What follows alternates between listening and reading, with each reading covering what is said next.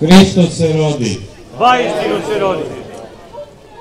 Draga braćo i sestre, uvažena porodica Marković, u ime njegovog visokog preosveštenstva, u ime sveštenstva Beličkog namestnika i u moje lično ime želim da vam čestitam najradosniji hrišćanski praznik Božica, tradicionalnim pozdravom Hristos se rodi.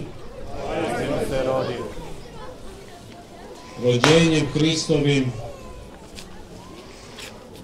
Carstvo nebesko silazi na zemlju, Bog uzima telo i prirodu čovekovu da bi se nebesko i zemaljsko u Hristu spojilo i da bi čovek vratio se svojoj nameni i suštini, ono zašto ga je Bog stvorio.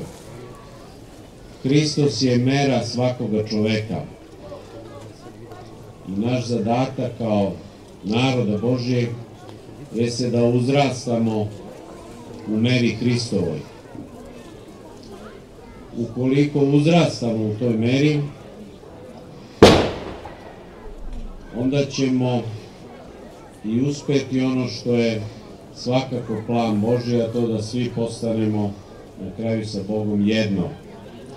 To jedinstvo čini mi se da je možda i najvažnije u našem narodu.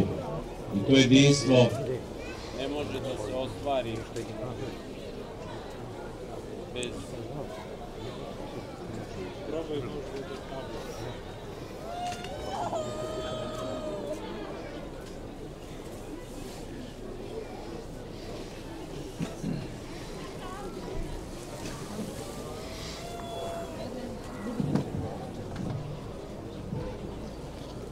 Dakle, to jedinstvo ne može da se ostvari bez ovog kosmološkog događaja, a to je sjedinjenje Boga sa čovekom. Tako i u našem narodu, tako i u svim drugim narodima, a to je da svi budemo jedno. Ukoliko imamo Hrista za meru, onda će svaki problem, svaki razdor koji nailazi biti neuporedivo lakše i bolje rešavati. Ako imamo meru Hristovu za uzor, onda ćemo najpre jedni druge slušati i čuti. Kad čujemo jedni druge, onda ćemo svi lakše i razgovarati. Za razgovor je uvek potrebno da čujemo, da saslušamo jedni druge. Ja vam želim da u ovim danima Božića sa svojima provedete lepo praznike, da zagrlite svoju decu, svoje porodice, da svoje komšije, prijatelje, rođake takođe zagrlite, da ih pozdravite tim radosnim praznikom Hristos se rodi. Samo tako ćemo postići ono zašto nas je Bog stvorio. Ukoliko nemamo meru Hristovu, onda više nije ni važno ko je u pravu.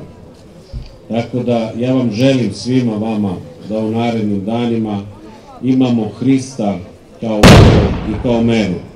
Setimo se takođe u ove dane i one koje nema više, setimo se naših predaka, naših roditelja, naših deka, baka. Pomenimo takođe u molitvama, imajmo i sa njima jedno molitveno jedinstvo. I danas ovde u Končarevu, u zadužbini porodice Marković, svakako da je ovo Badnje veče, osjeća se, to prisustvo u odsustvu svakako ktitora Dragana Markovića. Tako da pomolimo se i danas i ovih dana takođe i za njega. Još jedan put svima čestitamo ove praznike sa radosnim pozdravom Hristos se rodi. Vaistinu se rodi.